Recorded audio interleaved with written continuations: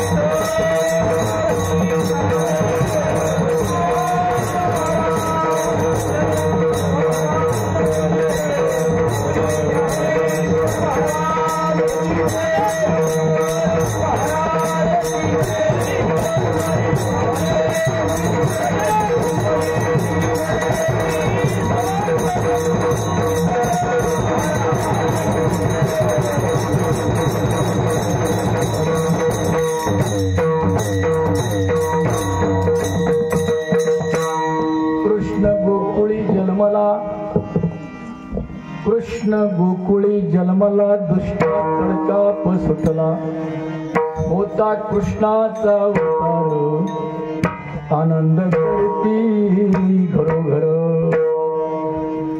सदा नाम वाचे गाती सदा नाम वाचे गाती प्रेमी आनंदे नाचती होता कृष्णाचा अवतार आनंद करती घरोघर पांडुरंगा तुका म्हणे हरती दोष तुका म्हणे हरती दोष आनंदाने करिता घोष होता कृष्णाचा अवतार आनंद करती घरोघर पांडुरंगा करू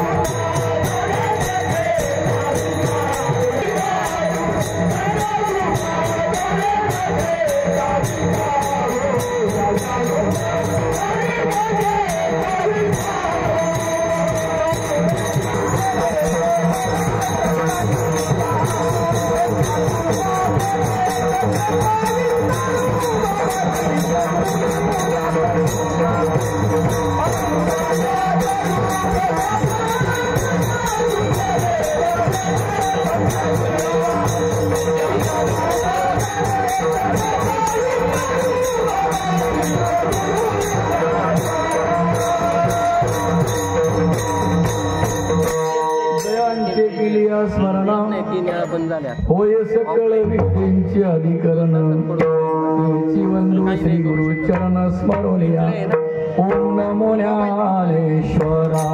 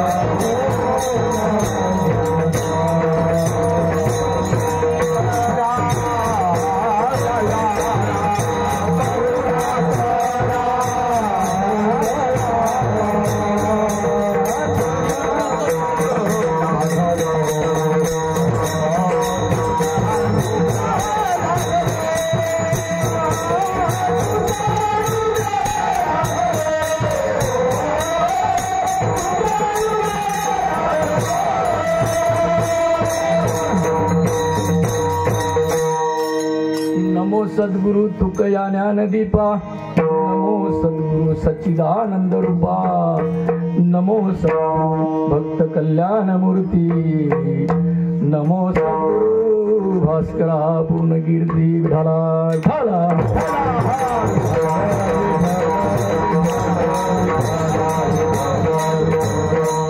साष्टांग नमन हे माझे गौरी पुत्रा विनायका भक्तीने स्मरता नित्यायु कामार्थ साधती प्रथम नाम वक्रतुंड दुसरे एकदंत ते तिसरे कृष्ण पिंगाचे चौथे गज वक्रते पाचवे श्री लंबोदर सहावे विकट नावते सातवे विघ्न राजेंद्र आठवे धूम्र वर्णते नववे श्री बालचंद्र दहावे श्री विनायक अकरावे गणपती बारावे श्री गजानन देवनावी अशी 12 संध्या मन नर विघ्न भीती नशे त्याला प्रभू तू सिद्धवर सिद्धी दे विद्यार्थ्याला मिळे विद्या धनार्थ्याला मिळे धन पुत्रार्थ्याला मिळे पुत्र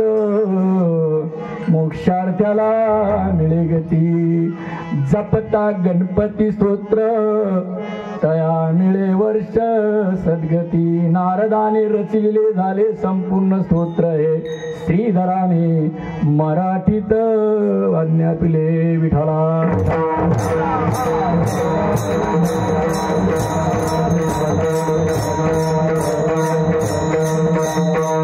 मनी हा सद्गुरु असावा सोम नाम मंत्र सदा जपावा ओम सच्चिदानंद सीतारामनाथा सदा सर्वदा चरणी भेरील वाता मस्तक हे पायावरी मस्तक हे पायावरी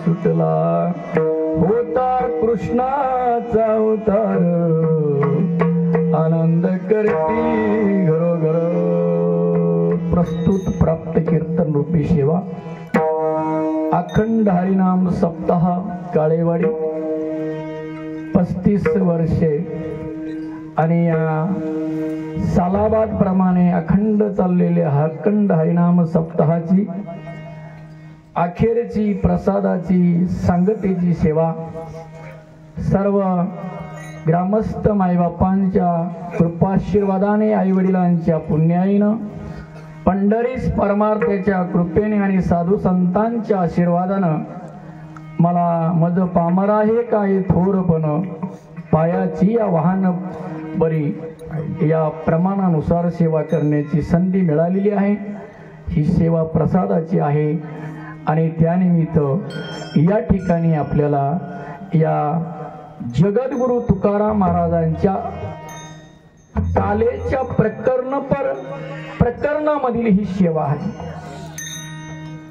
जगद्गुरु तुकाराम महाराजांचा परिचय अनेक महाराज वेगवेगळ्या पद्धतीने सांगतात।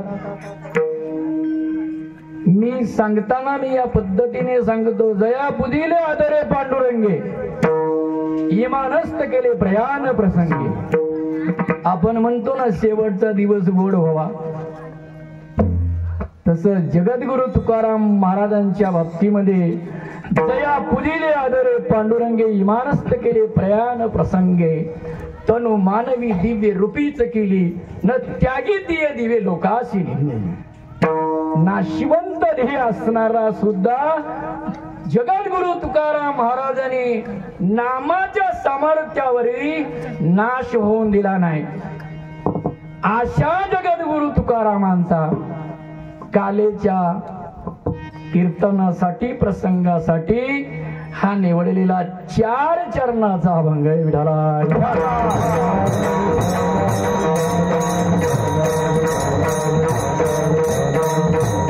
अभंगाचा विषय आहे कृष्ण गोकुळी जन्मला,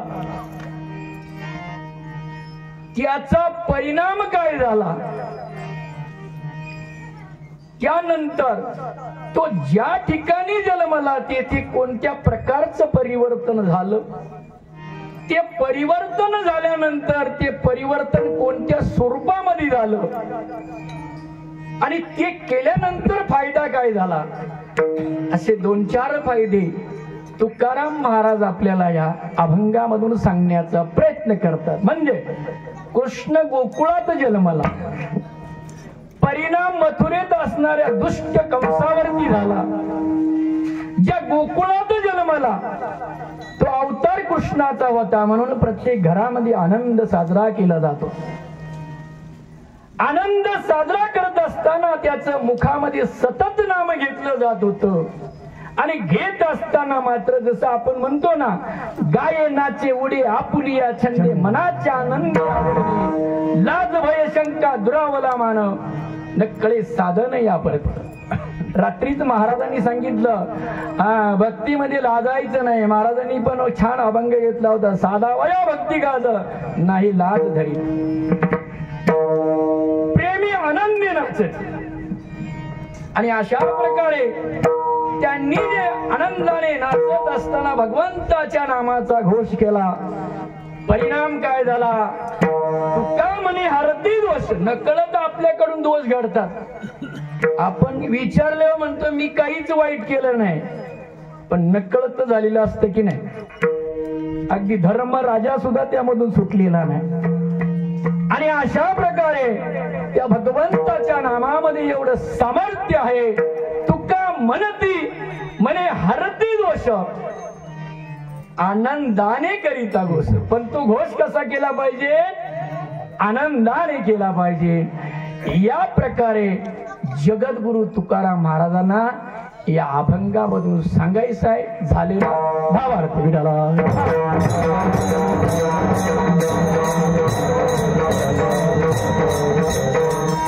थोडस पर्याय, आपल्या गावामध्ये 35वा वर्ष आहे. पुढल्या वर्षी 3रं तप पूर्ण होते. 12-36 सज्जन. काहीतरी पुण्य असली पाहिजे, काहीतरी कृपा असली पाहिजे, त्याच्याशिवाय चांगली गोष्ट घडत नाही. गेली 35 वर्षे या छोट्याशा काळ्याची वाडी गाव, काळ्याची वाडी गाव म्हणलं जात नाही गावाला, पण म्हणलं जात. त्या छोट्याशा काळीवाडीमध्ये 5-50 घरं आणि अगदी तुटपुंजा पावसावरती काबाड कष्ट करणारे सगळे शेतकरी. मला 4 दिवसापूर्वी एकाने विचारलं होतं, 8-10 दिवसापूर्वी, मास्तर अगदी तुम्ही मुंबईला गेले का आले हेच कळत नाही आम्हाला, तुम्हाला परवडतं कसं? म्हणजे उद्देश विचारण्याचा असा होता. कारण आहे त्याचं. म्हणलं माझ्या बरोबरचे लाख 2-2 रुपये वर्षाला बुकिंग करून फिरवून येतात का? त्यांना आपली माणसं आवडत नाही, वेगळंच काहीतरी आवडतं. पण माझं वेगळं आहे म्हणलं सर. मला माझ्या गावाची माणसं फार आवडतात. मी माझ्या गावावरती प्रेम करतो. विनायक दामोदर सावरकरांना कोठडीमध्ये बंदी शाळेमध्ये बंद केलं होतं. त्याला भारतामध्ये यायचं होतं. तो सागराला प्रार्थना करीत होता, हे सागरा प्राण तळमळाला, माझ्या मातृभूमीचं मला दर्शन करायचंय. आणि म्हणून या माझ्या गावावरती माझं प्रेम आहे. का प्रेम आहे? मी लहानाचा मोठा झालेलो आहे. आणि म्हणून त्यांना उत्तर दिलं, माझे लाख रुपये जरी वर्षाला प्रवासाला गेले नो प्रॉब्लेम. का?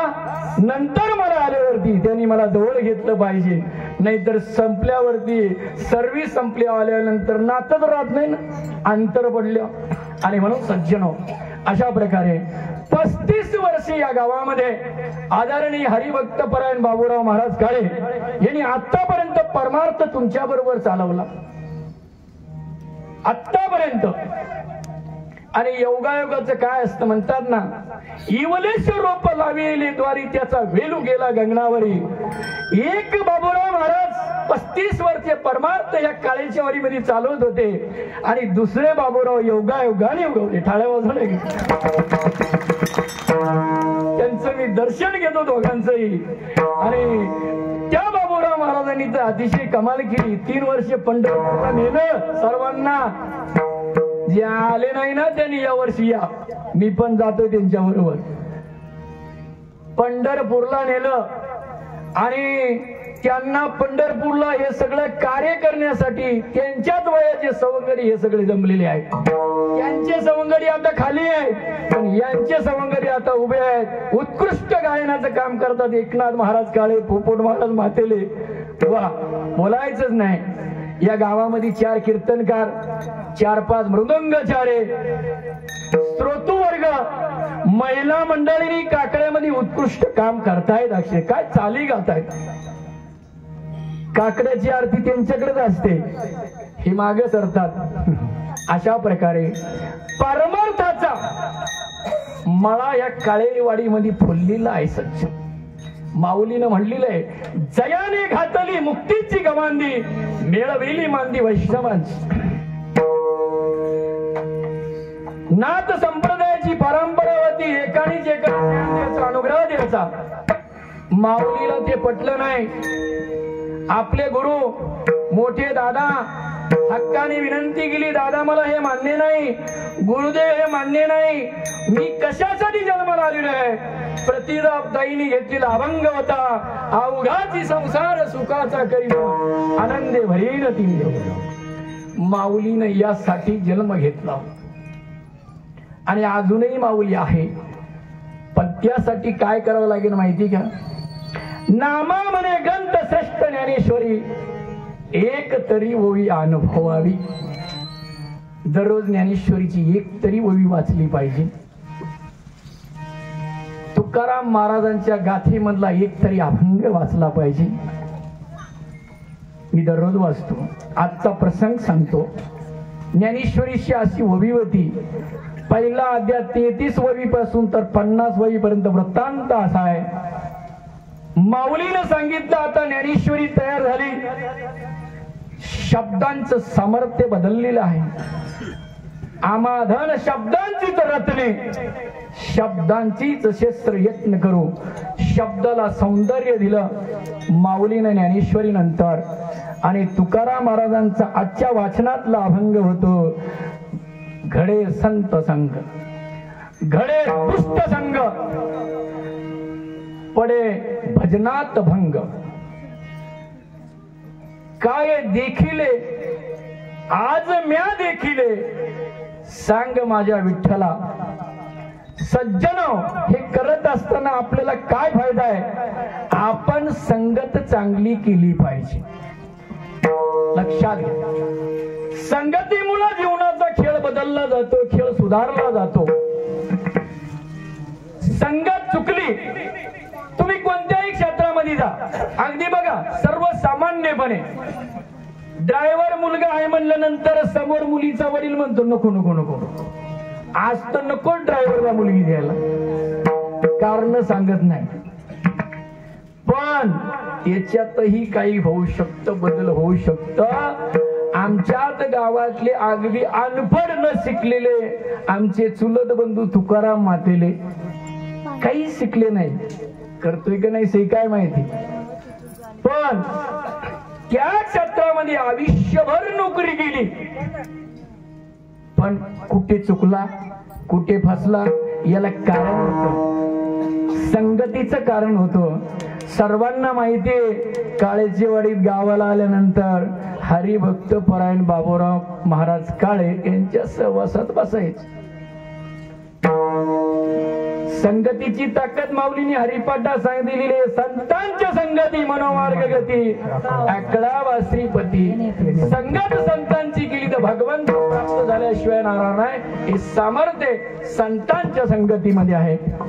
अशा प्रकारे आपल्या या छोट्याशा काळेवाडी गावाचा इतिहास आणि या गावामध्ये आज एक नाही 4 कीर्तनकार, 4 मृदुंगाचार्य, गायक, महिला मंडळी गायक, आता एकच फक्त हनुमंतरायाच्या सामने प्रार्थना करीन सगळ्यांना एक तरी जनाबाई या सप्त्यामध्ये या नारदाच्या गादीवर उभी राहिली पाहिजे.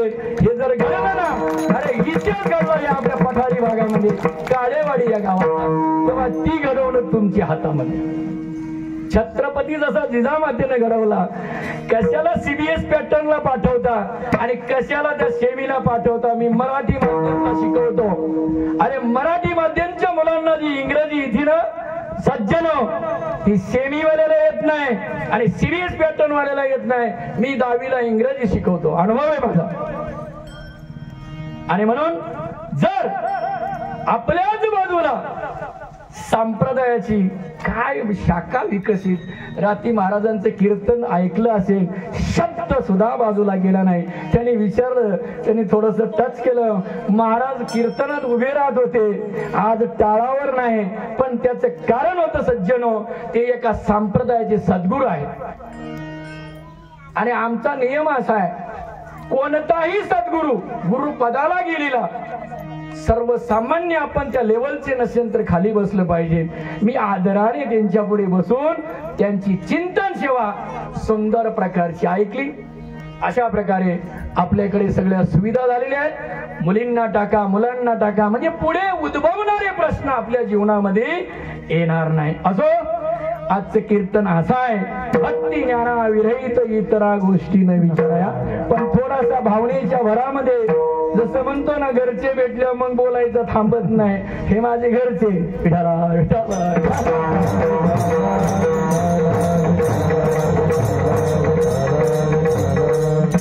वेळेमध्ये सेवा आठवायची. कृष्ण गोकुळी जन्मला, दुष्टा चळका सुटला. भक्ती ज्ञानाविरहित इतरा गोष्टी न विचाराव्या. कालेच्या कीर्तनाचा विषय आहे चरित्र. देवे चरित्र ते उच्चारावे, चरित्र ते उच्चारावे.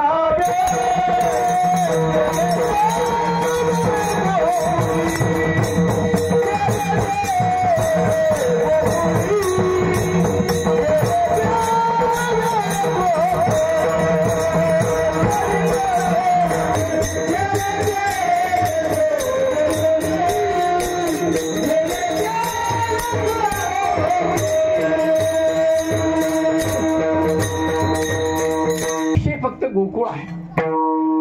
भगवंताने 3 ठिकाणी चरित्र केलं, मथुरेत केलं, गोकुळेत केलं, द्वारकेमध्ये केलं. पण ज्या वेळेला द्वारकेत होता त्यावेळेला तो लहान वयातला होता.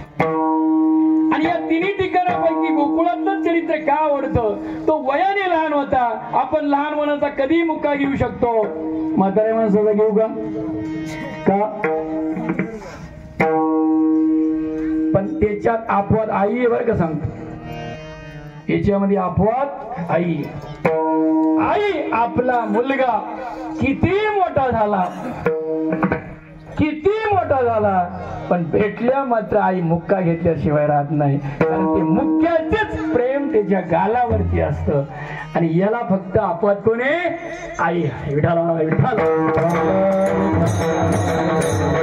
विषय झाला 3 ठिकाणचं चरित्र, पण आपल्याला विचार करायचा आहे गोकुळातल्या चरित्राचा. आता चरित्र 2 प्रकारचे आहेत. चरित्र 2 प्रकारची भगवंतांनी केलं. पहिलं भौतिक चरित्र आणि दुसरं आध्यात्मिक चरित्र. या 2 चरित्रामधला फरक आहे. उदाहरण आहे फळाचं. तुम्हाला फणसाचं फळ माहितीये? फणसाच्या फळाला वरून काटे असतात. विठाला विठाला. फणसाच्या फळाला वर काटे असतात, पण आतमध्ये काय असतो? गोड असा गर असतो, खायला पण गोड असत. तसं कृष्ण चरित्र, भौतिक चरित्र जरी काट्यासारखं असलं ना, पण आध्यात्मिक चरित्र मात्र गोड असं रसासारखं. आध्यात्मिक दृष्टीने प्रेम देत. भौतिक दृष्टीने जरी ती खोडी करीत असताना तो गोपाळांच्या गोपिकांच्या जवळ जात असतो आणि भगवंताने आतापर्यंत अवतार घेताना जे जे काही कार्य केलं ते करत असताना भगवंताचा जो हा अवतार आहे, भगवंत 3 कारणासाठी अवतार घेतो. धर्माचं पालन, दुष्टांचं हनन, संतांचं संरक्षण, या 3 गोष्टीसाठी भगवंत अवतार घेतो. आता अवतार घेणे आणि जन्म होणे या 3 गोष्टी आहेत. तुम्हा आम्हाला जन्माला यावा लागतं. संत स्वतःहून येतात आणि भगवंताला प्रार्थना करावी लागते, जन्म घे. पृथ्वीवरती अनाचार झाला, धर्म संपला आणि पृथ्वी मातेला पापाचा भार सहन होईना. ब्रह्म निर्मात्याकडे गेली, ब्रह्मदेवाकडे गेली. देवा, अरे काहीच चांगलं नाही राहिलं. जिकडं तिकडं निष्ठा दुराचार झालेले, अनाचार झालेले, दुष्टांचा चळचळ झालेला आहे सगळीकडं. असहाय्य झाली सर्वसामान्य जनता. ब्रह्मदेव म्हणला, पृथ्वी माते, मी फक्त निर्मिती करतो, संहाराचं कार्य भगवान शंकर करतात. मग भगवान शंकराकडे सगळी मंडळी गेली. भगवान शंकर ध्यानस्थ होते. भगवान शंकराला प्रार्थना केल्यावर डोळे उघडले, सर्वांना पाहिलं, दर्शन घेतलं आणि बोला म्हणले. काय म्हणले? अशी अशी परिस्थिती आता पृथ्वी मातेवरती झालेली आहे. नाही नाही नाही, मला आज्ञा झाल्याशिवाय मी ते कार्य करत नाही. आणि मग म्हणले, विश्वाचा मालक की ज्याने गीतेमध्ये म्हटलेले आहे, मी बोलविल्या वेद बोले, मी चालविल्या सूर्य चाले, मी हलविल्या प्राण हले, विश्वाचा नेता, त्याच्याकडे जावा लागन. आणि ही सगळी मंडळी शेषनारायण भगवान श्रीकृष्णाच्या त्या शयनाकडे गेलेले आहेत. प्रार्थना केली आणि कारण विचारलं. कळलं त्याला, मला आता अवतार घ्यायची गरज आहे की नाही. आणि मग यदा यदा धर्मसे ग्लानिर्भवति अभिथानम धर्मसे तदात्मेनं सृजति. अवतार घेतो, कारण सांगितलं. परित्रणाय साधू या विनाशाच दुष्कृतम धर्म संस्थापनार्थाय संभवामि योग्य. तथास्तु म्हणले. सगळे निघून गेले आणि अशा प्रकारे भगवंताने अवतार घ्यायचं ठरलं. भगवंताने अवतार घेण्याच्या अगोदर, हा अवतार घेण्याच्या अगोदर त्याचं कारणही आपण समजलं पाहिजे. भगवंताने आतापर्यंत अनंत अवतार घेतले. किती घेतले? अनंत अवतार घेसी भक्ता कारणे कनवाळ कृपाळू दिना लागे उद्धार. आणि अशा प्रकारे प्रत्येक अवतारामध्ये भक्त लोक त्याच्याकडे जायचे. पहिला अवतार होता मत्स्य, दुसरा होता कच्छ, तिसरा होता वराह, चौथा होता नरसिंह, पाचवा होता वामन आणि 6वा होता परशुराम. आणि 7व्या अवतारामध्ये जेव्हा ही मंडळी गेली ना, त्यावेळेला प्रभूनं सांगितलं, पुढच्या अवतारात अजिबात जमणार नाही म्हणले.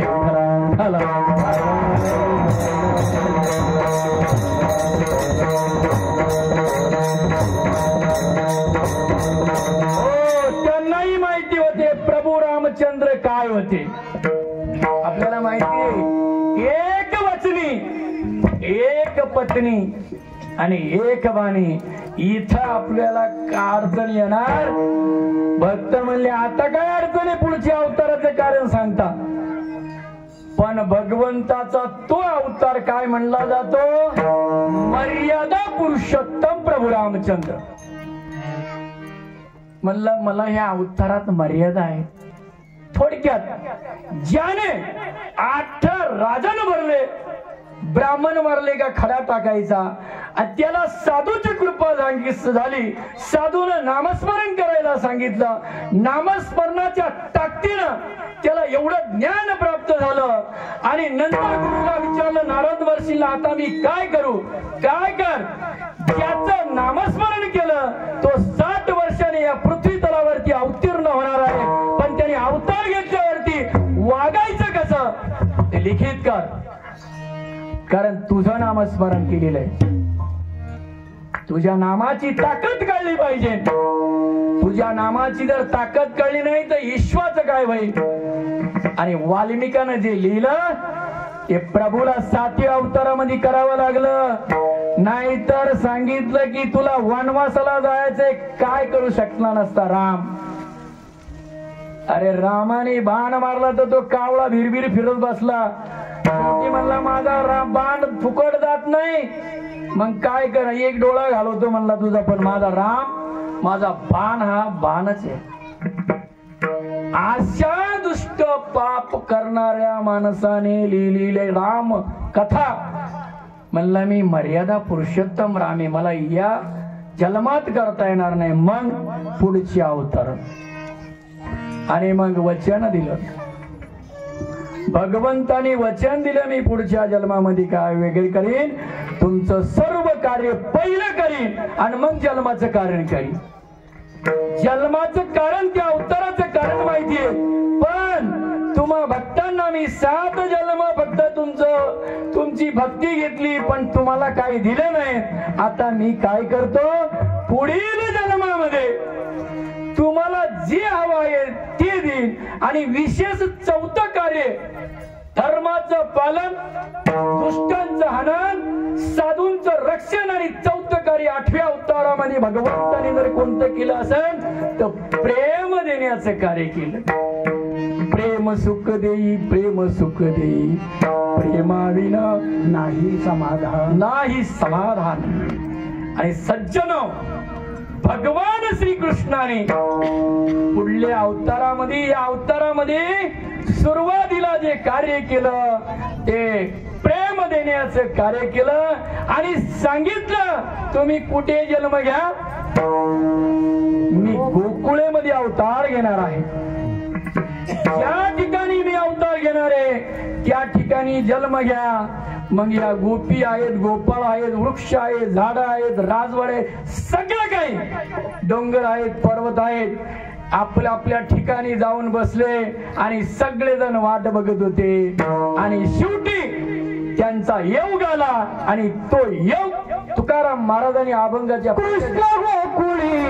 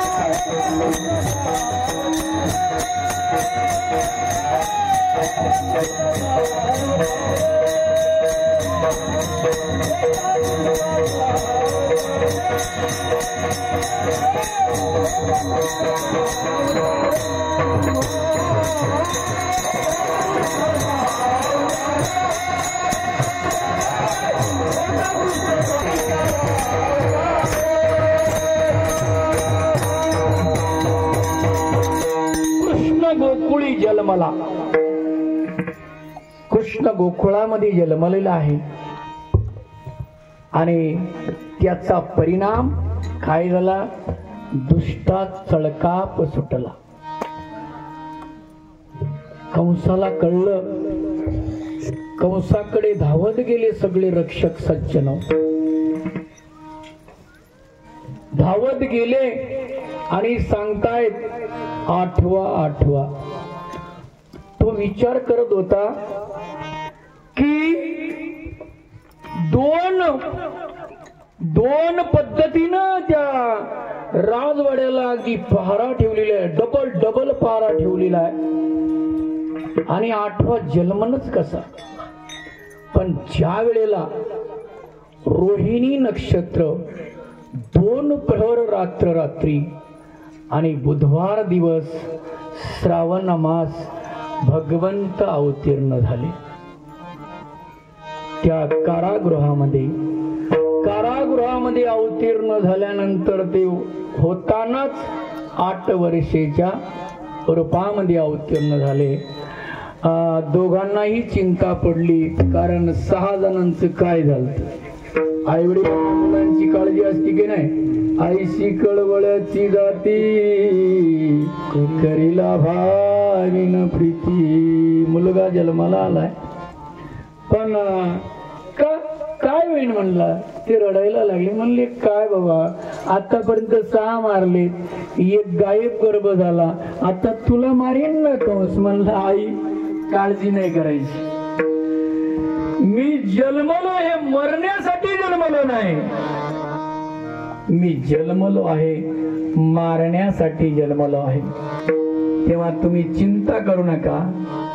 आणि भगवंत लहान स्वरूपामध्ये यशोदा मातेच्या आपलं वसुदेव देवकीच्या मांडीवर बाल रूपामध्ये अवतीर्ण होताना त्यांनी सांगितलं, तुम्ही काळजी करू नका, मला इथे ठेवू नका, माझं ठिकाण आहे, मला कुठे घेऊन जा. नंदाचा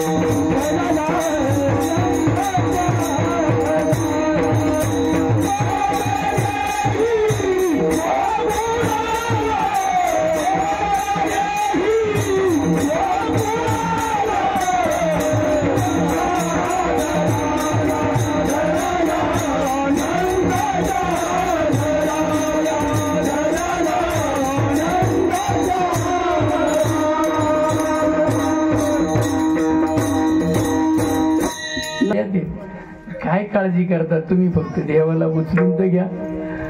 देव उचलले काय होतं बघा. उचलीला कमळापती बंधने पायाची गळती. त्याप्रमाणे आपण जीवन जगत असताना डोक्याला देवाला जर डोक्यावर घेतलं ना, तर आपल्या जीवनात कोणतीही संसारिक बंधनं असू द्या, ती गळाल्याशिवाय राहणार नाही. यामधून आपल्याला शिकायचं आहे. विठ्ठला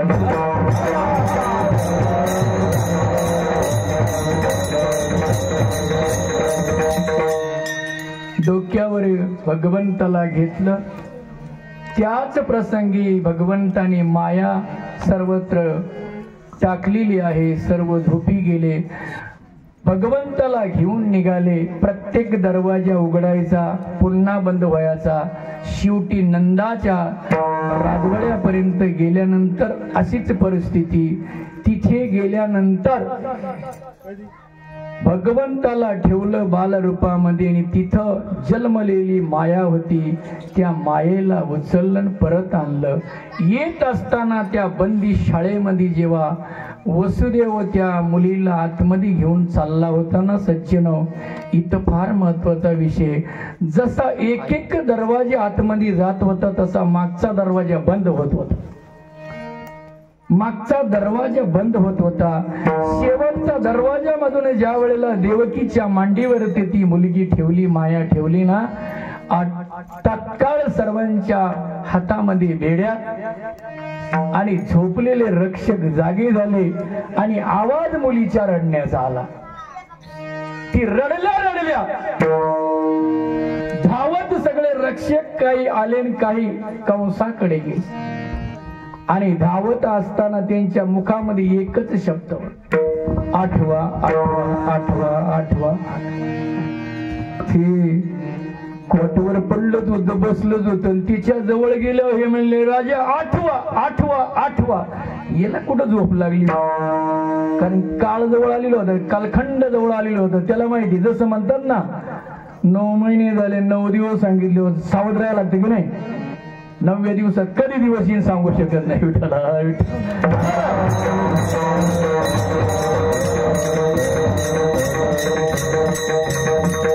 म्हणलं मी जागाची. धावत आलं, हातामध्ये तलवार, धावत आलं. कुठे आलं? धावत आल्या आल्या देवकीच्या मांडीवरती माया मुलगी होती. कंस आला, नेहमीप्रमाणे बालकाचा पाय पकडायचा, हातात वर घ्यायचं, फिरवायचं आणि आपल्या कळमजाईच्या समोर नारळ फोडायचा. आत नाही बाहेर एकीने दगड ठेवलाय. आता त्यांनी तिथं जवळच दगड ठेवला होता. त्या मुलाला हाताने पकडायचं, फिरवायचं आणि आपटायचं. ते रक्त आई वडिलांच्या अंगावरती सर्वत्र पसरायचं, चिंदाड्या व्हायच्या. त्याचप्रमाणे हात लावायला गेला. दादा, तिचा भाऊ होता ना, दादा मुलगी आहे. मुलगी? हा मुलगी. मामा म्हणायला कोणीतरी ठेव ना म्हणलं. सगळेच का लावली तू? मामा म्हणायची तुला आवड नाही का? अरे ही तरी तुला मामा म्हण. मुलगी दचकला ना, कारण आकाशाची वाणी काय होती. ज्या वेळेला वसुदेव देवकीचा विवाह झाला आणि विवाह झाल्यानंतर संध्याकाळची वरात मिरवणूक निघालेली होती आणि त्या मिरवणुकीमध्ये आकाशवाणी झाली, हे दुष्ट कंसा,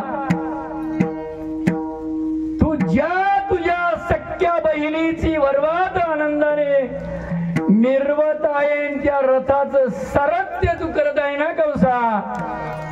अरे तिच्याच पोटी जन्माला आठवा तुझा वध करणार आहे. आठवाईचा पुत्र वधेला,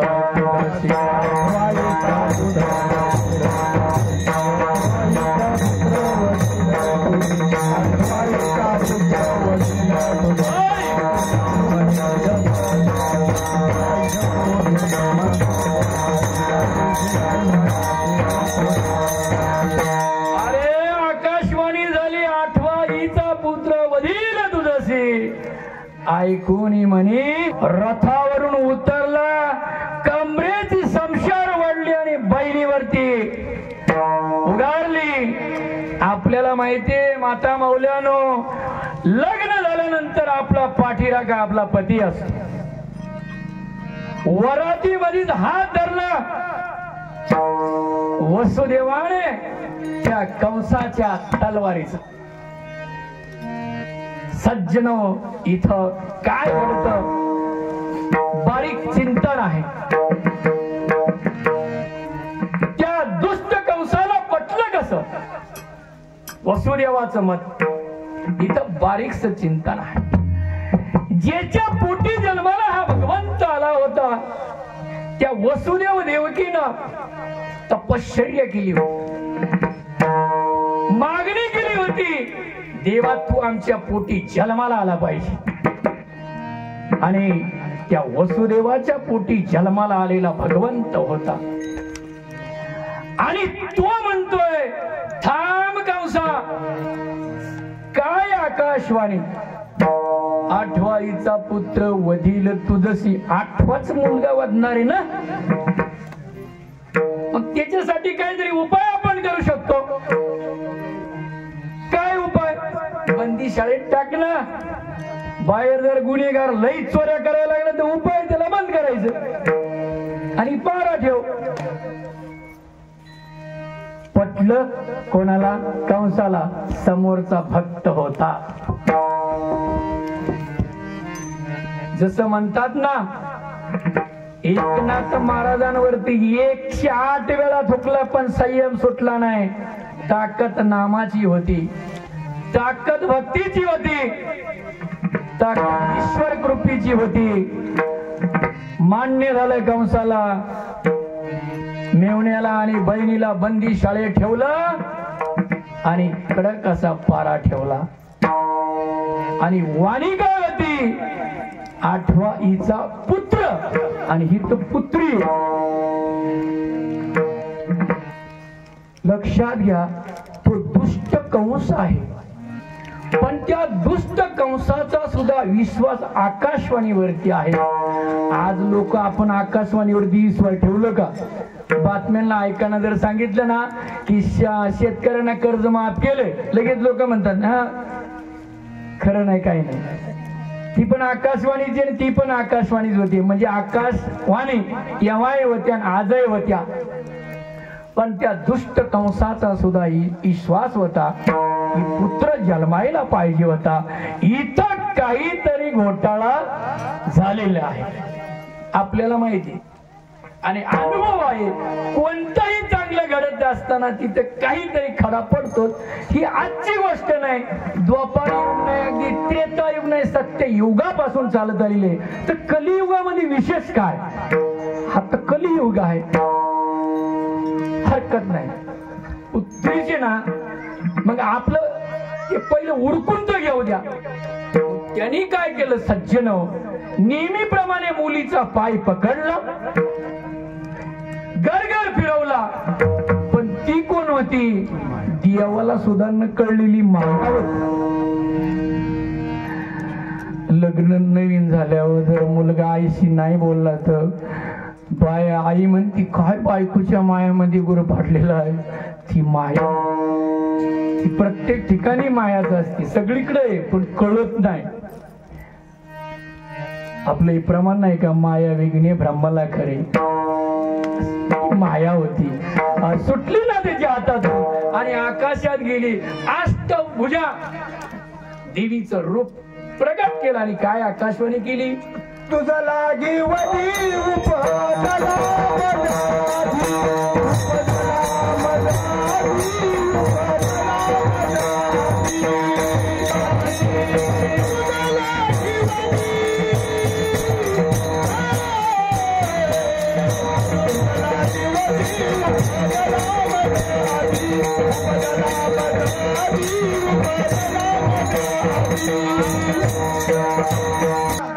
अरे काय माझ्या अगोदर तुला मारणारा तुझा वैरी गोकुळामध्ये अवतीर्ण झालेला आहे.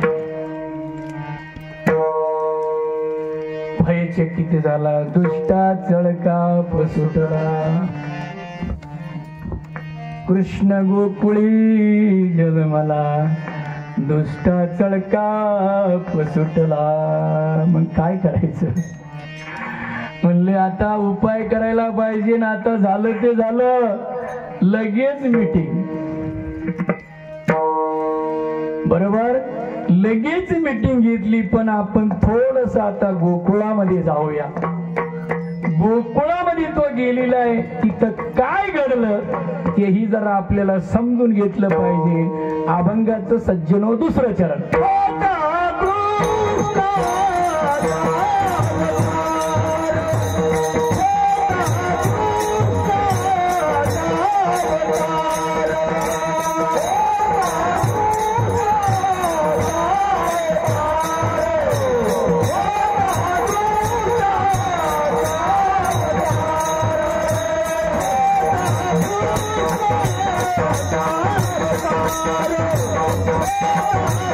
Oh,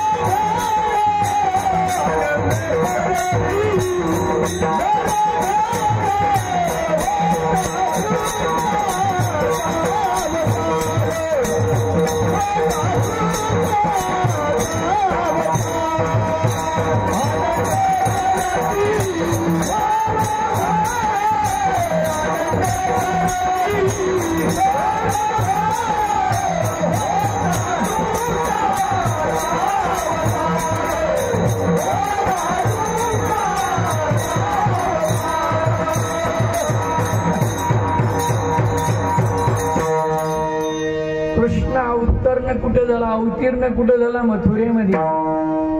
पण प्रगट कुठे झाला?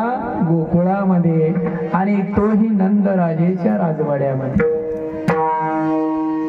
सज्जनो, आज नाही राहिली मोठाली घरं, पण मोठाली घरं असायची, खटली असायची, 8-8 4-4 भावांची कुटुंब असायची. एवढी माणसं असताना एखाद 2 गडी त्या घरामध्ये कामासाठी ठेवले जायचे. आता मुंबईमध्ये 2 माणसं असतानाही मजूर ठेवलं जातं. पैसा जे असते ना, भांडी घासायला बाईला जमत नाही, मग बाई ठेवली जाते. ढालाळ ढालाळ.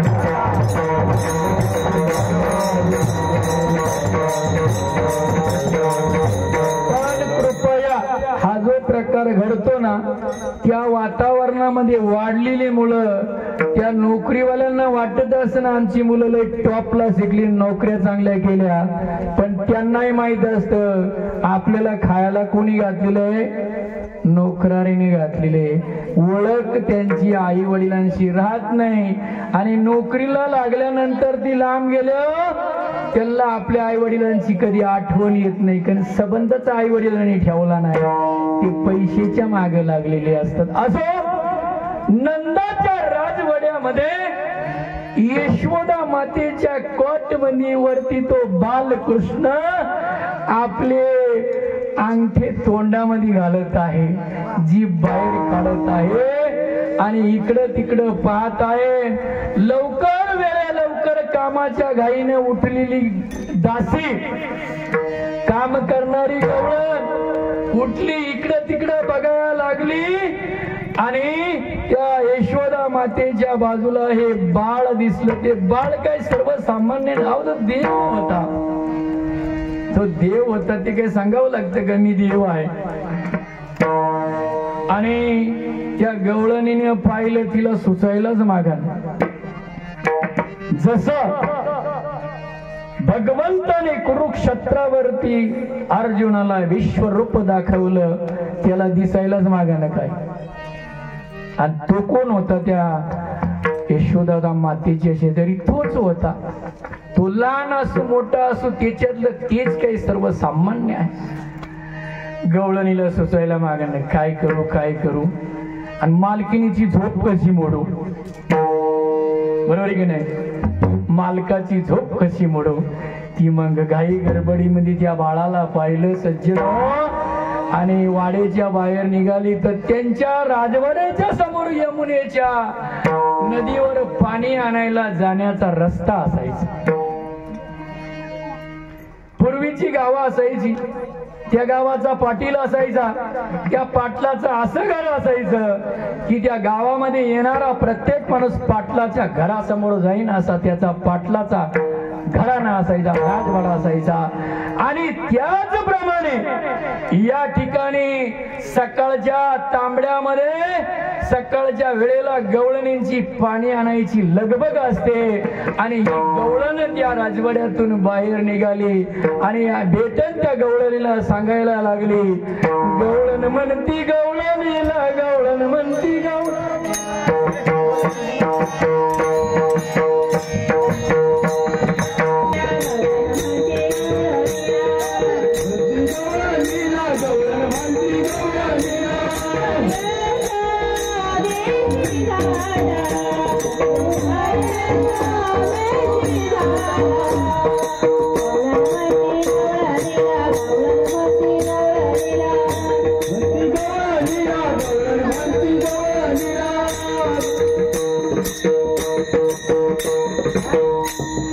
गवळण म्हणती गवळणीला.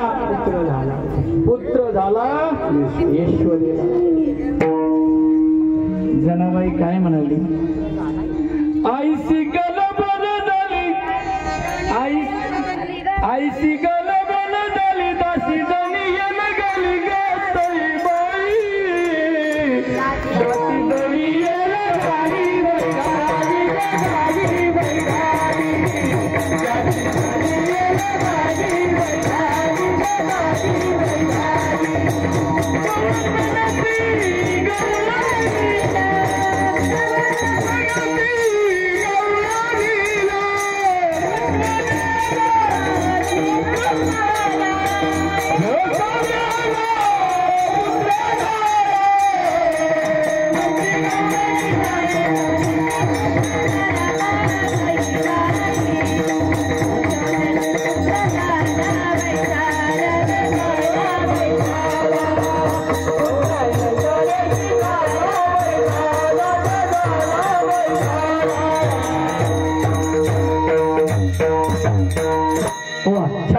म्हणजे आपल्याकडे गायिका पण तयार झाल्या. एकदा टाळ्या वाजा त्यांच्यासाठी.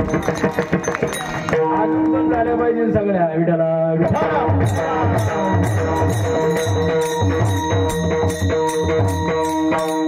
सर्वांना आनंद झाला. सगळ्या गोकुळामधल्या गवळणीला समजलं आणि गोकुळामध्ये आनंदी आनंद झाला. आणि मग त्या एकमेकीला म्हणतात, काय म्हणतात? कसा आनंदी आनंदला किती सांगू मी सांगू कुणाला,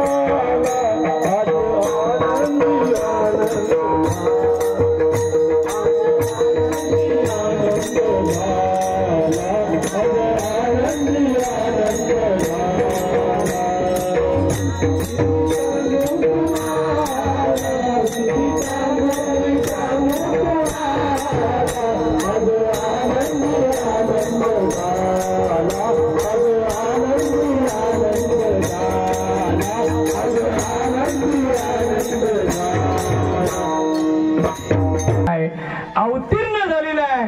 आणि त्याने दिलेलं वचन आता तो कोणत्या प्रकारे कसा टप्प्याटप्प्याने पूर्ण करणार आहे ते आपण अगदी 10-20 मिनिटांमध्ये आपल्याला वेळेमध्ये सेवा उरकायची आहे. थोडासा इशारा करा जेणेकरून तयार आहे. पण महाराज पुढे चाललेले आहेत. रात्री महाराजांनी कसं मिनिटात कार्यक्रम केला की नाही, 5 मिनिट हो काटा, तसं मी करतो तिथं करतो. 5 मिनिटं लेट जातो आणि 5 मिनिटं अगोदर जातो. इथं नाही.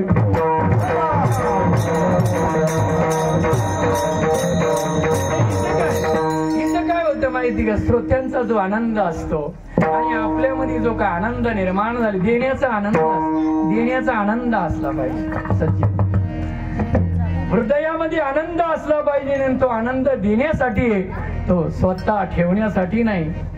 आणि म्हणून सज्जनो, सगळ्या गोकुळामध्ये आनंद झाला. आणि आनंद झाल्यानंतर त्याच प्रसंगी तिकडे मीटिंग झाली होती.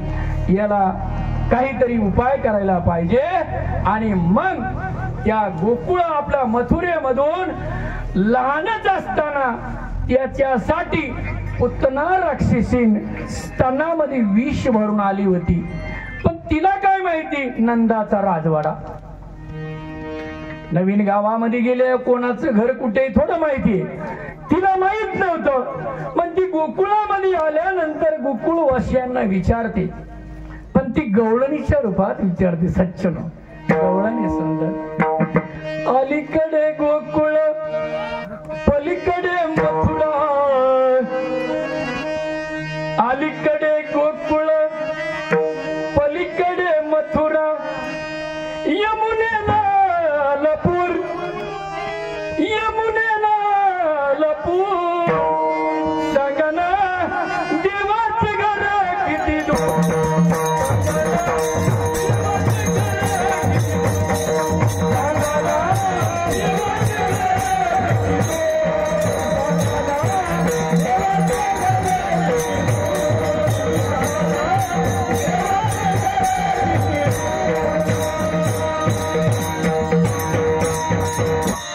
पत्ता विचारला, मिळाला. जाऊन पुसली, दरवाज्यात गेली, आपलं नंदाचं रूप घेऊन गेली आणि म्हणली वंश मला सांगितलं ना, म्हणली विसरले आनंदाच्या भरामध्ये, हरकत नाही, ते कार्य पटापट उरकलं, जे काही करायचं होतं ते केलं. त्या ठिकाणी वचन दिलं होतं प्रत्येकाला, मी प्रत्येकाला भेटन आणि प्रत्येकाचा उद्धार करेन, भक्तांना प्रेम देईन आणि दुष्टांना मोक्ष देईन, जे दुष्ट प्रवृत्तीने येतील त्यांना मोक्ष पदाला पाठवीन. जसं प्रभू रामचंद्राने रावणाला मोक्षाला लावलं आणि रावणाला तेच पाहिजे होतं, त्याच्यासाठी तर त्याची सीता पळवली होती.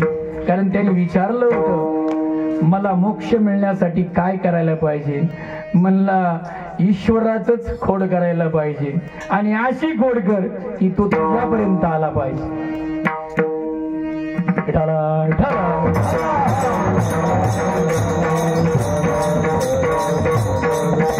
पुतणेचा उद्धार झाला.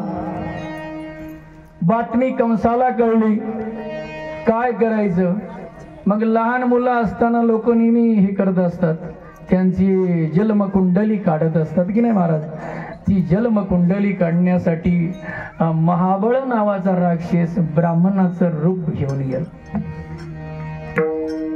आणि ब्राह्मणाचं रूप घेऊन गेल्यानंतर यशोदा मातेने बघितलं, ए बाबा इकडे इकडे, 80 वर्षानंतर मला मुलगा झालाय, जरा भविष्य सांग ना. तो त्याच साठी आलता ना, तिला काय बोलायची गरज होती, त्याचाही त्याला उद्धार करून घ्यायचा होता. गेला आणि त्याने असं सांगितलं भविष्य. ती म्हणली गर्गमुनीने तर असं सांगितलं होतं. तो म्हणलं गर्गमुनी चुकला आणि हे ऐकल्यानंतर भगवंताला मान्य झालं. आपल्या भक्ताचं जर कोणी चुकीचं काम केलं, भक्ताच्या बाबतीत जर कोणी गैरसमज केला किंवा त्याला जर त्रास दिला तर देव ते सहन करत नाही. पण या ठिकाणी मात्र देवाला थोडी मर्यादा पाळावी लागली, कारण हा महाबळ राक्षस आहे ना ब्राह्मण वेशामध्ये आला होता आणि ब्राह्मण म्हणजे गुरु समान आहे आणि गुरुचला जर असं केलं तर देव आहे आपण. आणि म्हणून मग त्याची काय केली, तो ज्या पाटावर बसला होता त्या पाटाला सांगितलं याला उचल आणि गळ्यामध्ये असलेले काय झालं, जानवे तुटले पंचांग फाटले, धोतर गळाले ढोंगणाची, काहीच अवस्था नीट ठेवली नाही, त्याची दांदळ झाली. पण मारला नाही बर का, तो ब्राह्मणाच्या वेशामध्ये आला होता. आणि अशा प्रकारे सज्जन दोघांचं काम केलं. गोकुळामध्ये कृष्ण एक दिवसांनी वाढू लागला होता. पाळण्यामध्ये खेळायचा, कोटवरती ठेवल्यावर खेळायचा, पाय हलवायचा, हलवता हलवता. आपल्याला माहितीये मुलांची वाढ लक्षात येते. जेव्हा मुलं त्या पांघरुणावर ठेवल्यानंतर पालथी पडायला सुरुवात होते, तेव्हा मग आईला आणि वडिलांना कळतं माझ्या मुलाचं वय आता वाढत. पालथ पडलं का त्याचं पोट दाबतं, आई लगेच जाते पुन्हा. कारण पालथ पडलं नसतं, पोटच दाबत नाही, त्याचं नाकही दाबत, तोंडही दाबत आणि लागल्या ते रडत. आई म्हणते तुला किती वेळा नीट ठेवलं तर तू पालथा पडतो. एखाद्या वेळेला काय करते वाईट, तू आता तसाच राह, किती वेळा तुला नीट करू. अशा वेळेला काय होतं, त्याला कळतं आता आपल्याला काय आई नीट करीत नाही. मग आता आपल्याला नाकाला लागते, पोट्याही दाबले. मग आपल्याला माहिती न पोहणारा माणूस जरी पाण्यात टाकला तर त्याच्या माग एकच पर्याय, हात पाय हलव. मग त्याने काय केलं, हातपाय हलवायला सुरुवात केली. हातपाय हलवायला सुरुवात कशी केली, ती गवळणीच्या माध्यमातून. तळ हात हात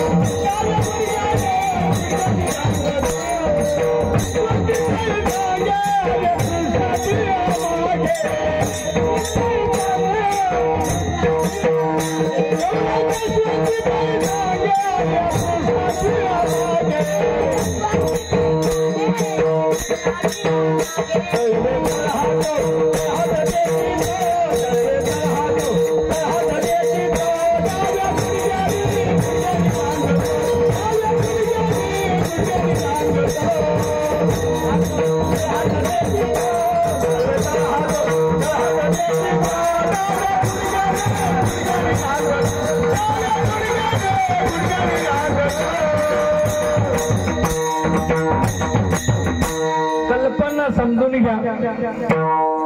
आतापर्यंत मला काय आता अर्थात मी कधी बोलत नाही तसं, पण मी त्याच्यामध्ये असा शोध केला. काल्याच्या कीर्तनाचा विषय असतो चरित्र ते उच्चारावे देवे केले गोकुळे. नाव नाही कोणाला ठेवायचं, पण 10 मिनिटात चरित्र भगवंताच आणि विषय आहे भक्ती ज्ञाना विरहित इतरा गोष्टींना विवरावा. कृष्ण कळणार कधी? अरे गोकुळ म्हणल्यानंतर गवळणी असते आणि कृष्ण म्हणल्यानंतर गवळणी असते. नातं आहे नातं. आणि म्हणून परिवर्तन म्हणून आपल्याकडून झालेला हा बदल आहे. मान्य असो अगर नसो विठाला.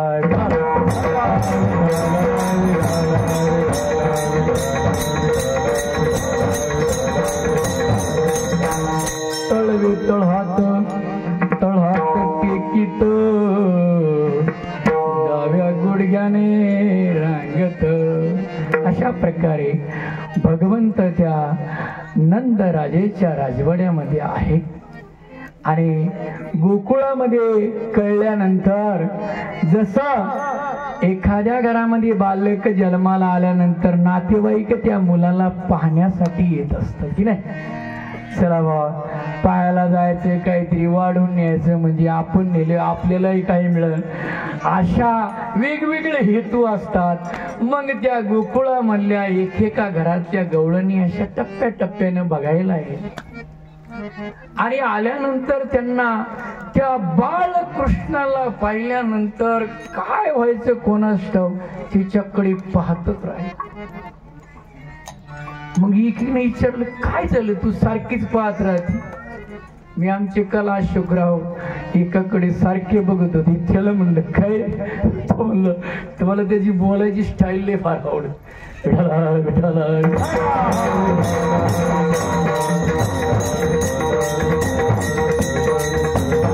काय झालं, तू बोलतही नाही चालत नाही. त्या बाळकृष्णाकडे पाहत राहते. मग तिनं सांगितलं काय अवस्था. पाहिलं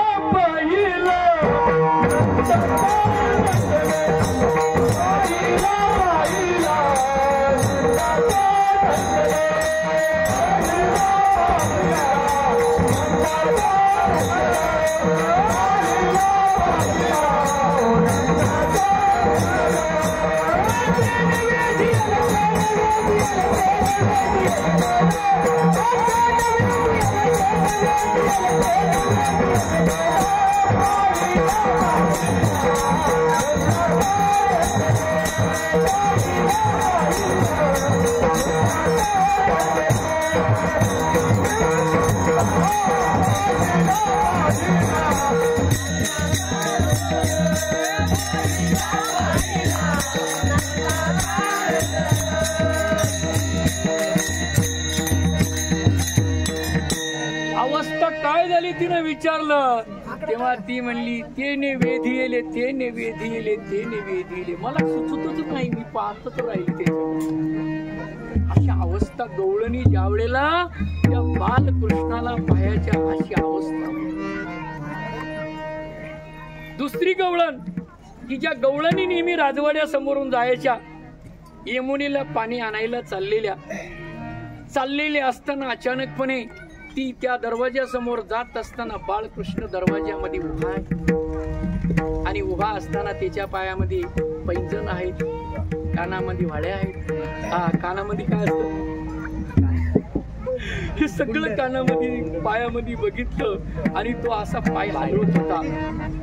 आणि मग त्यानंतर ती तिथंच उभी राहिली. डोक्यावर रिकामा पाण्याचा हांडा आहे. मागून गवळणी आली, एक आली, म्हणली जाऊ दे, ती उभी राहिली असेल, बाळाचं बघित असेल. कंटाळा आला का विठाला? हा विठाला.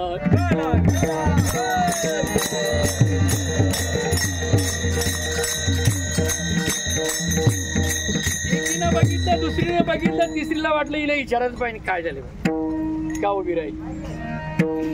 मग तिनं सांगितलं काय झालेलं आहे.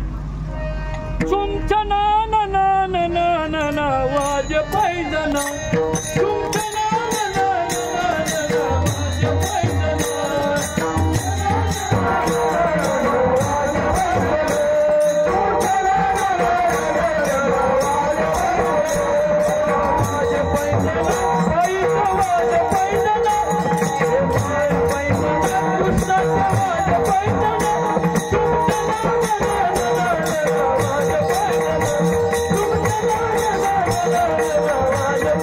कारण वचन होतं मी तुम्हाला काय देईन? प्रेम देईन, प्रेम. तुम्हाला आनंद देईन. तुम्ही 7 अवतारापर्यंत तुम्हाला मी फसवत चाललो होतो. तुम्हाला पाहिजे ते ह्या मी अवतारामध्ये गोकुळामध्ये देईन. अशा प्रकारे गवळण आणि भगवान श्रीकृष्णांमध्ये असणाऱ्या ज्या क्रीडा आहेत त्याचं आपण थोडक्यात वर्णन केलं. आता भगवंत थोडा चालायला लागल्यानंतर बाहेर आला आणि ही जी लहान मुलं एकत्र आल्यावर ओळख नसती तरी एकत्र येतात, बसतात, खेळायला सुरुवात करतात. गवळणींच्या इच्छा बरेचशा पूर्ण केल्या. आता गोपाळ बाकी होती ना, मग गोपाळांनाही दिलेलं वचन पूर्ण करायला लागेल. मग ते जवळ आले, एकत्र आले. आता मोठ्याचा मुलगा म्हणल्यानंतर त्याला म्हणायचे तू काहीतरी करणार, काहीतरी करणार, काहीतरी करणार. म्हणणं करतो ना मी, त्याच्यासाठी आले ना. याल तरी यारे लागे अवघे माझ्या मागे मागे.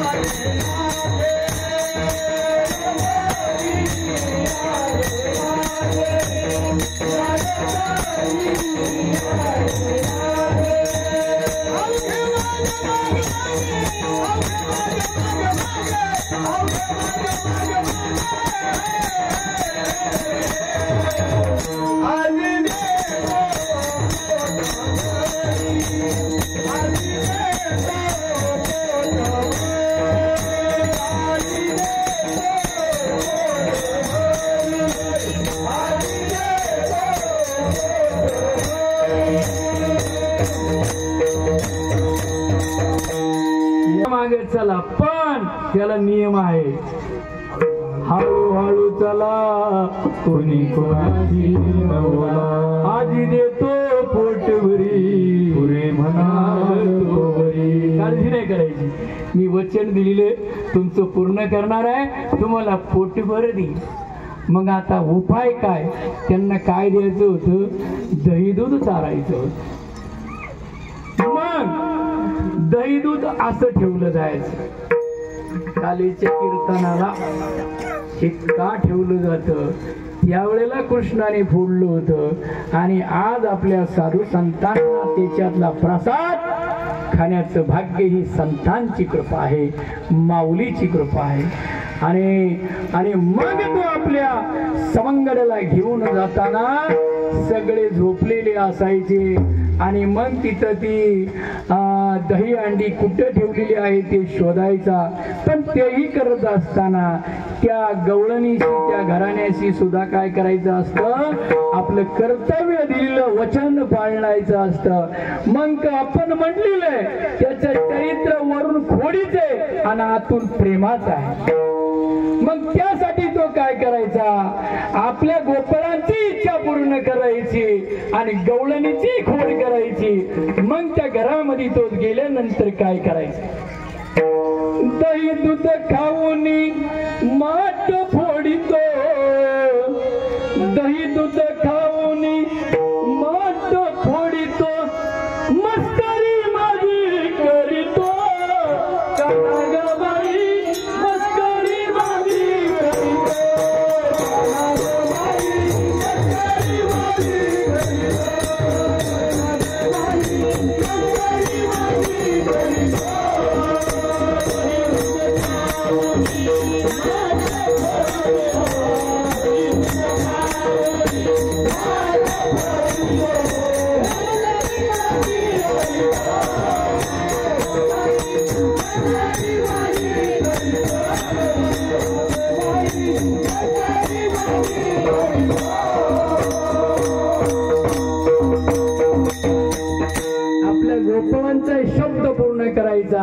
आणि ज्या भेटल्या नाही त्यांनाही.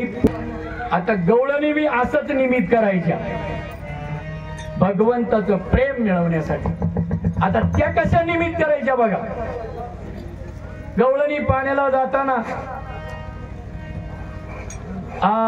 कृष्ण त्या गवळणीकडे बघायचा, फक्त बघायचा. बघितलं तरी त्याच्यावरती आरोप करायचा आणि आरोपाच्या माध्यमामधून त्याच्याशी आपली देवाणघेवाण करायची. मग ती गवळण त्या कृष्णावरती पाहत असताना सुद्धा आरोप करायची. काय करायची? कृष्णामध्ये पाहून घागर गेली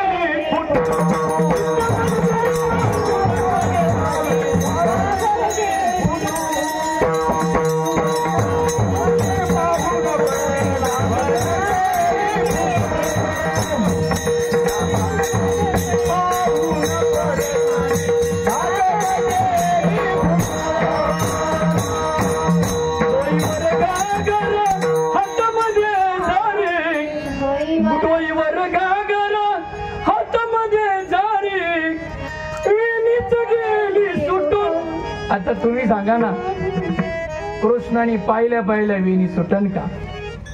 पण त्याला प्राप्त करायचं होतं. देव प्राप्त करण्यासाठी भक्ती केली तरी चालते आणि विरोध केला तरी चालतो. कंस किंवा रावणाप्रमाणे खोड केली तरी देव प्राप्त होतो. वेणीकडे पाहिलं आणि वेणीची गाठ सुटली. माझी वेणीच गेली सुटून, कृष्ण माझ्याकडे पाहू नको नको, माझी घागर गेली फुटून. कृष्ण माझ्याकडे पाहू नको नको, माझी घागर गेली फुटून. शक्य काय? पण वचन पूर्ण करायचंय आणि त्यांनी जरी खोड केली तरी देव ती खोड मान्य करणार आहे.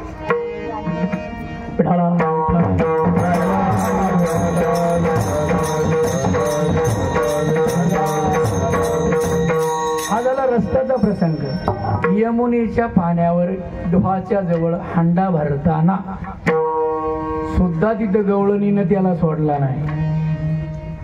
तिथं सुद्धा देवाला पकडला आणि काय म्हणतात, यमुनेच्या काठी बैगड मारला, यमुनेच्या काठी बैगड फोडीला.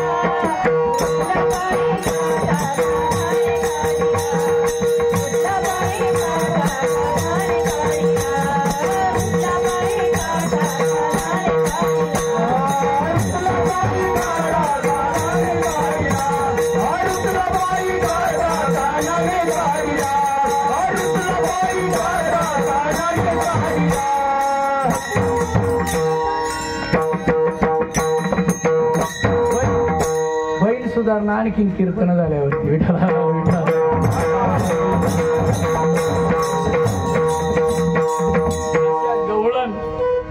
गवळणी गोपाळ यांच्यामध्ये खोड्या चालल्यानंतर पुन्हा दुसरं नाटक केलं. खोड्या आवडत होत्या पण पुढचं नाटक काय केलं, यशोदेकडे निघाल्या सगळ्या गवळणी आणि यशोदेला सांगतायत, यशोदे आम्ही गोकुळे राहावे की जावे.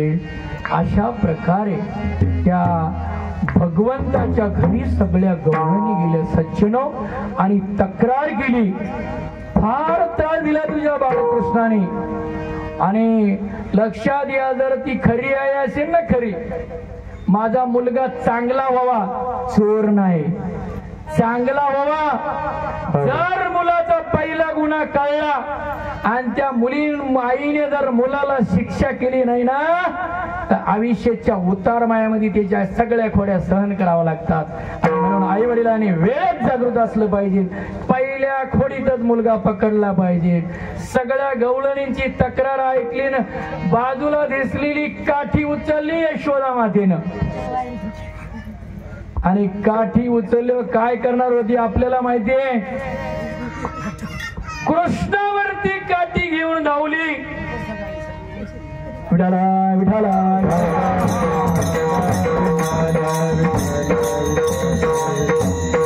आणि आईला तो मारणार तर कृष्ण आईला म्हणतो आई कुणाच हे आल्यात ना यांचं ऐकू नका. आई कुणाच ऐकू नको ग आई मधला मारू नको.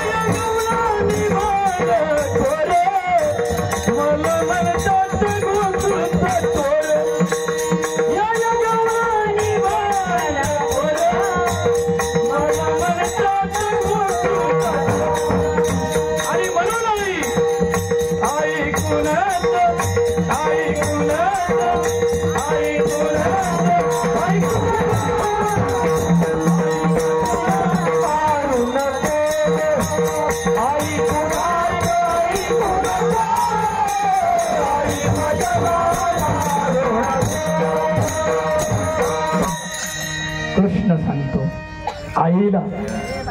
कृष्ण काही सर्वसामान्य आहे का? कृष्ण हा विश्वाचा जनिता आहे आणि आपल्या यशोदा मातेला आई म्हणतो. अशा या कृष्णाला यशोदा मारत असताना कृष्ण आईला सांगतो त्याचं ऐकू त्यांचं ऐकू नको. अशा प्रकारे त्यांच्यामध्ये या संवाद साधण्याचा प्रयत्न केला आणि मग नंतर आईनं आपल्या बाळाची बाजू घेतली आणि आईची बाजू घेताना आई काय म्हणते माझा कृष्ण तसा नाही गवळणीनो. बाळ सगुण गुणाचं बाळ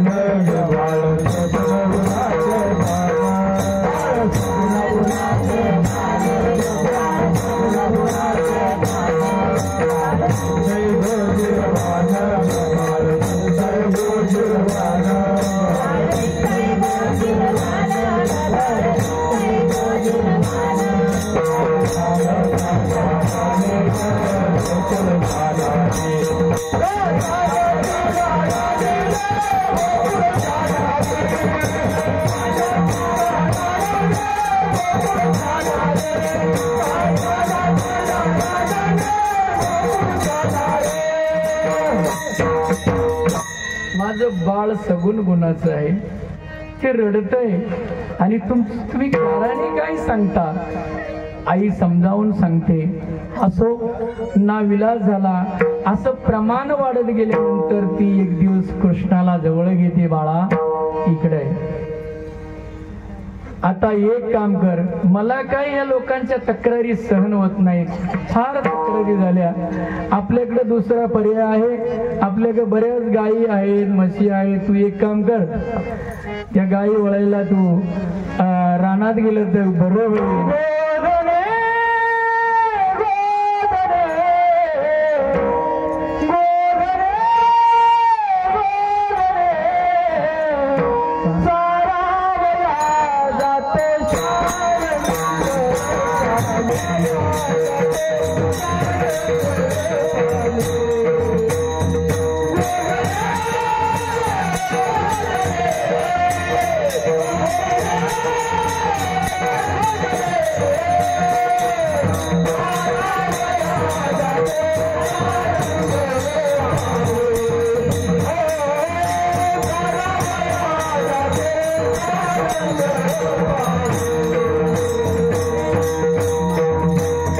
दररोज आपल्या बाळ गोपाळांबरोबर गाई गुरं वळायला जायचं.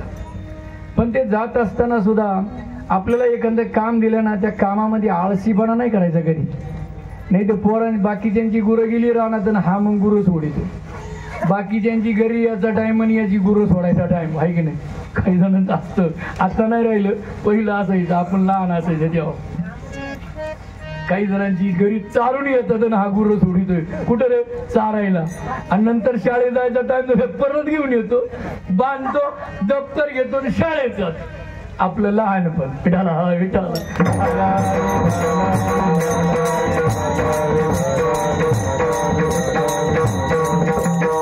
कृष्णाला जमतच नसायचं. एक दिवस काय झालं काय माहिती, रात्री कार्यक्रम होता का काही, सकाळी उठायला उशीर झाला. याला काही सहनच व्हायला मागाने. गुरांचे कळपच्या कळप चालले तर आपले मित्र एका पाठीमागे एक चाललेत. याला तयारी नाही केली आईनं.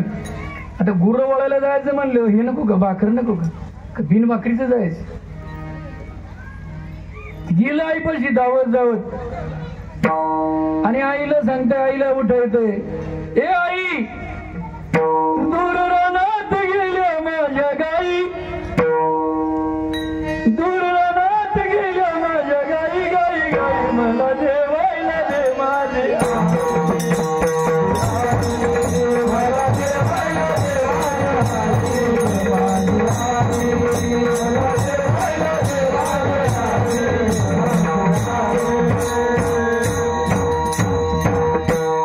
दही दूध भाकर देई थोडी, नको पुराण पोळी.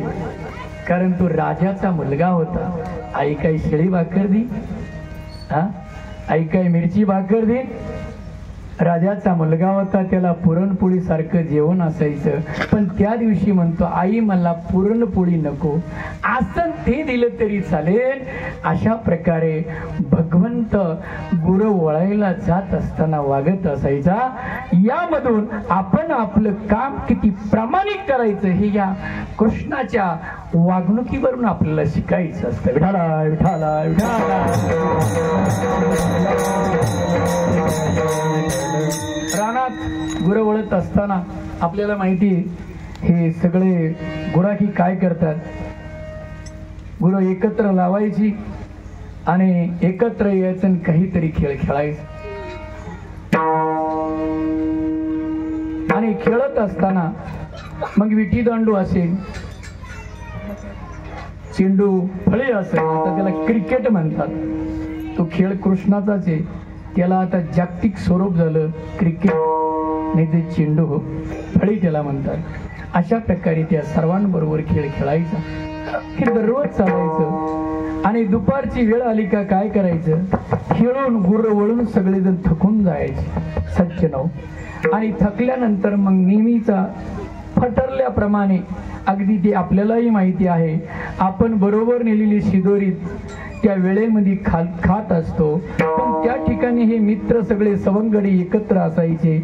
मग जेथे काही ज्याचा त्याचा डबा घेऊन बसत नसायचे. आता काही जण बसत आहेत माहिती का, त्याचं वेगळं काय असली होती बाजूला बस, मग ते एकत्र बसायचे. एकमेकाच्या भाजीची देवाणघेवाण आज केली जाते. त्यावेळेला काय केलं जायचं, कृष्ण काय करायचा, कृष्ण सगळ्यांच्या भाकरी एकत्र घ्यायचा, उपारण्यामध्ये ठेवायचा, ते मिक्स करायचा. कारण त्यांनी वचन दिलं होतं, आजी देतो पोटभर. वचन पाळण्यासाठी बरं का हा प्रकार केला जातो, आहे की नाही. मी आजी देतो तुम्हाला पोटभरी, म्हणजे आपण आपल्या शिदोरी मधली आपण आपल्या हाताने खाऊ, पण त्याला त्याच्या हाताने भरवायची होती. म्हणून आजी देतो पोटभरी तो हाताने देणार होता. म्हणून ते एकत्र करतो आणि मग तो सर्वांना काय करत असतो, स्वतःच्या हाताने प्रत्येकाच्या मुखामध्ये घास घालत असतो. आणि या प्रकारे त्या काळामध्ये भगवंतानी काला सुरू केला. तो देवांना स्वर्गामध्ये कळला आणि स्वर्गामध्ये देवाला कळल्यानंतर देवानी प्रयत्न केला, पण देवानी त्यांना खाऊन दिला नाही. जसं अखंड हरिनाम सप्त्यामध्ये परिस्थिती अशी घडती, 6 दिवसामध्ये जीव आणि शिवाचं ऐक्य झाल्यानंतरच तो प्रसाद आपल्याला ग्रहण करायला मिळतो. शास्त्र आहे, कोणालाही खायला मिळत नाही. जीवाचं आणि शिवाचं ऐक्य म्हणजे काला, बरोबर ना महाराज? हा काला काय आहे? जीव आणि शिवाचं ऐक्य. पण ते शिवाचं ऐक्य होण्यासाठी 6 दिवस थांबला पाहिजे. तुम्ही म्हणाल 6 दिवस थांबलो, पण ड्युटी बदलली, तुम्ही ऐकलंच नसेल व्यवस्थित. सज्जनो, 6 दिवस सेवा ऐकली, देवाचं गुणगान ऐकलं, आणि जो प्रत्यक्ष खायला देणारा अवतार, ज्याने अवतार प्रत्यक्ष मुखामध्ये घास घालण्यासाठी आठवा घेतला, तो घास खाण्याची आपल्याला संधी मिळाली नाही. किती दुर्दैवी आपण असतो.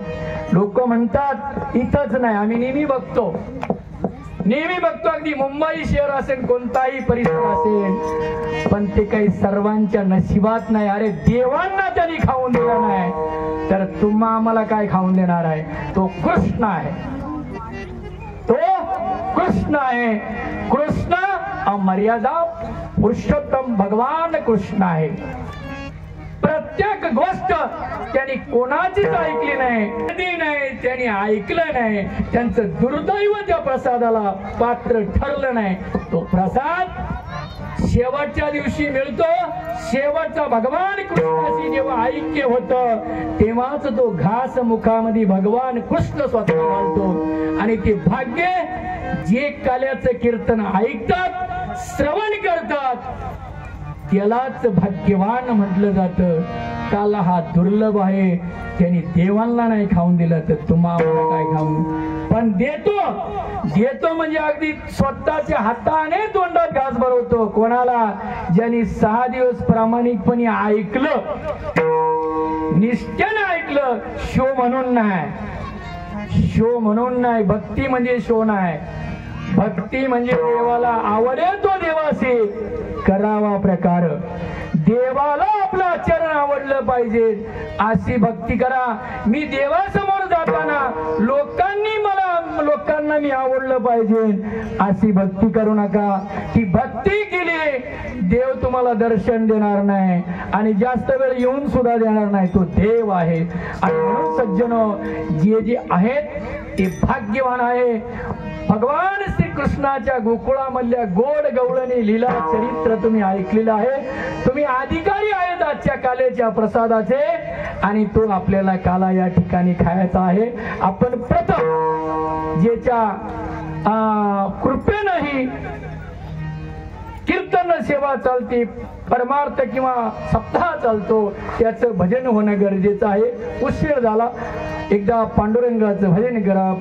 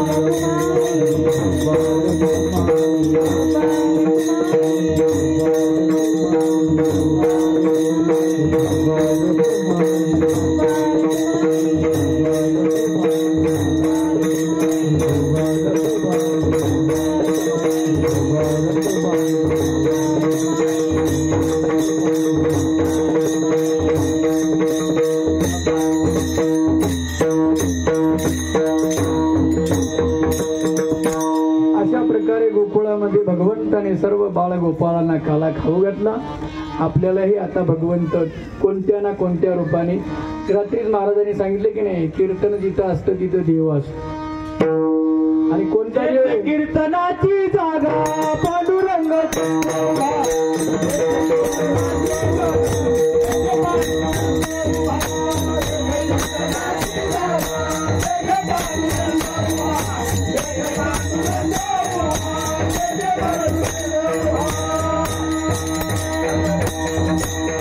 समोर असेल तर हनुमंत आहे बर का, कारण त्यांनी सांगितलं महत्व. बोडके महाराजांनी सांगितलं म्हणतात ना, ती मी म्हणूनच म्हणलं होतं महाराज तुम्ही सद्गुरू आहात, सर्वसामान्य नाही. हनुमंत राया आहे म्हणून त्याला कळत नाही, कारण तुलसीदासींना त्यांनी याच प्रकारे दर्शन दिले होतं की रामाचं दर्शन हवं होतं तुलसीदासींना. आणि त्याने विचारलं तेव्हा त्यांना असा पर्याय सांगितला, तुम्ही जिथं जाता तिथं एक पहिला म्हातारा येथून उशिरा जातो, त्याचं दर्शन तुम्हाला राम भेटल. आणि मग तिथे उपाय तुलसीदासीने केला होता, तो हनुमंत होता. आणि हनुमंताने रामाचं दर्शन घडवून दिलं.